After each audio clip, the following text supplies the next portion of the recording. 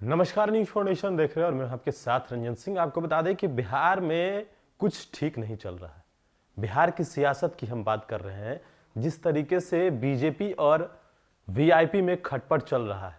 एक तरफ आरजेडी ने दावा किया है कि खरमास खत्म तो खेल खत्म, खरमास के बाद हम सरकार बना लेंगे। जनता दल यूनाइटेड की बात करें तो वो भी बीजेपी पर लगातार बयानबाजी तो नहीं कर रही, लेकिन जिस तरीके से संजय जायसवाल जेडीयू पर लगातार हमला कर रहे थे, उसके बाद उपेंद्र कुशवाहा ने भी उनको जवाब दिया है। लेकिन इन तमाम प्रकरण में एक चीज देखने को मिल रहा है, क्योंकि जिस तरीके से आरजेडी ने जो दावा किया है कि हम खरमास के बाद सरकार बना लेंगे, खरमास खत्म होगा, उसके बाद जो है सरकार में खटपट देखने को मिलेगी और बिहार में हम सरकार बनाएंगे, क्या वही चल रहा है? आपको बता दें कि मुकेश सहनी ने जिस तरीके से बीजेपी के ऊपर लेकर बयान दिया है और बीजेपी ने स्पष्ट कह दिया है कि जिसको जहां जाना है जाए, हमें कोई फर्क नहीं पड़ता। इन तमाम बातों को लेकर हम आज विस्तार से आपको चर्चा करते हैं। आपको बताते हैं कि आखिरकार बिहार की सियासत किस चौराहे पर जाकर खड़ा होगी। बिहार की राजनीति आज चौराहे पर खड़ी दिखाई दे रही है। बिहार के सभी राजनीतिक गठबंधनों में खींचतान मची है। सबसे ज्यादा बवाल अभी एनडीए गठबंधन में है। बीजेपी और जेडीयू में तो बयान के तीर चल ही रहे थे। उधर बीजेपी और वीआईपी पार्टी के अध्यक्ष और मंत्री मुकेश सहनी ने ठन गई है। बीजेपी नहीं चाहती कि मुकेश सहनी की पार्टी यूपी में चुनाव लड़े, लेकिन मुकेश सहनी मानने को तैयार नहीं है। बीजेपी तमाम तरीकों से मुकेश सहनी को मनाने की कोशिश कर चुकी है। तब बीजेपी ने गठबंधन के तहत बोचहा सीट वाले लेन की भी अब तक धमकी दी। जब इस पर भी मुकेश सहनी नहीं माने, जब तो फिर बीजेपी के कई नेताओं ने कहा कि उन्हें जहां जाना है वहां जाए।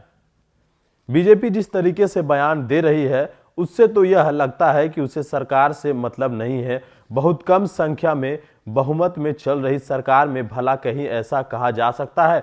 मुकेश सहनी को बीजेपी कोटे सीट मिली हुई है। वर्तमान में उनके 3 विधायक हैं। बीजेपी ये मान के चल रही होगी कि उनके विधायक उनके साथ जाएंगे, तभी इस तरह के बयान बीजेपी के तरफ से आ रहे हैं। मुकेश सहनी मंत्री जरूर हैं, लेकिन जिस एमएलसी सीट से वो विधायक का उसका कार्यकाल उसी साल जून में खत्म हो जाएगा। उधर राजद ने दावा किया था कि खरमास के बाद बिहार में खेला होगा।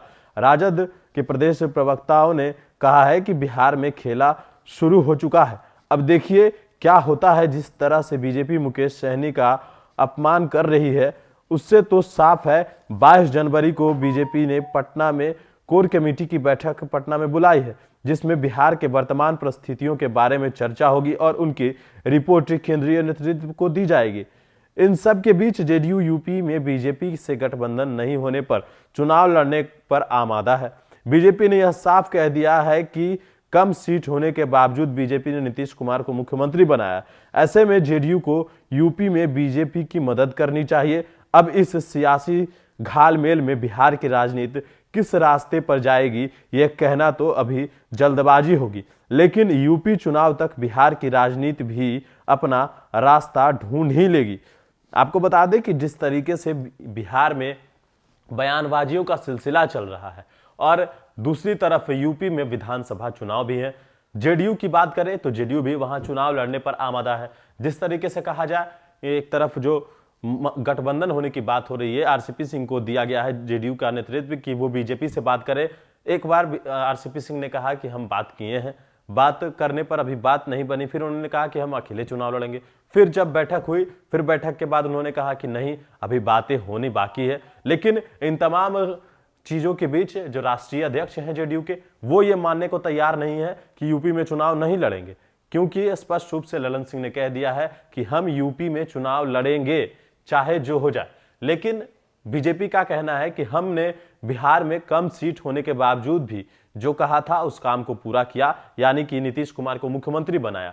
लेकिन इस वजह से उनको यूपी में मदद करनी चाहिए, लेकिन जेडीयू ये मानने को तैयार नहीं है। जेडीयू भी अपने पार्टी का विस्तार करने के लिए यूपी में चुनाव लड़ रही है और राष्ट्रीय अध्यक्ष ललन सिंह ने भी कह दिया है कि हम चुनाव लड़ेंगे ही अगर जल्द से जल्द गठबंधन नहीं हुआ। उन्होंने अल्टीमेटम दिया है बीजेपी को कि इतने दिन तक अगर नहीं गठबंधन हो पाया बीजेपी से, तो हम जो लिस्ट है उम्मीदवारों की वो जारी कर देंगे। इन सभी के बीच एक तरफ जो मुकेश सहनी की हमने आपको बात बताई, मुकेश सहनी भी इन दिनों तल्ख तेवर अपनाए हुए हैं, क्योंकि उनका जो एमएलसी है वो जून तक ही है और वो चुनाव वहां लड़ रहे हैं। बीजेपी वो भी नहीं चाहती कि वहां चुनाव लड़े, लेकिन इन दोनों पार्टियां चुनाव वहां लड़ रही है। कहा यह भी गया है कि जीतन राम मांझी भी मुकेश सहनी के साथ यूपी में चुनाव लड़ेंगे।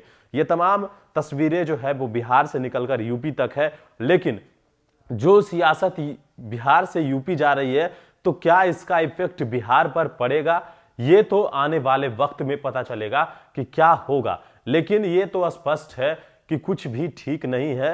राजद का जो दावा है कहीं ना कहीं फिलहाल उसमें सच्चाई दिखाई पड़ रही है, क्योंकि जिस तरीके से बयानबाजी चल रही है तो कहीं ना कहीं यह कहा जा सकता है कि बिहार में सरकार बहुत कम दिन तक चल सकती है। जिस तरीके का माहौल है उस अनुसार हम कह रहे हैं, क्योंकि लगातार बयानबाजी चल रही है और बयानबाजियों का सिलसिला इसी तरह जारी है। अब देखना यह होगा कि जेडीयू जब चुनाव लड़ेगी यूपी में और उसके बाद इसका नुकसान कितना होगा बीजेपी को, क्योंकि कहा जा रहा है कि कुर्मी की संख्या यूपी में है और नीतीश कुमार बिहार मॉडल को लेकर ही वहां चुनाव लड़ेंगे।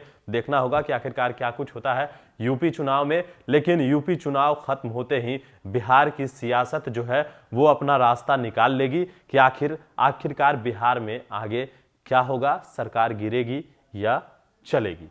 और भी अपडेट्स देंगे मनोज फाउंडेशन के साथ। नमस्कार।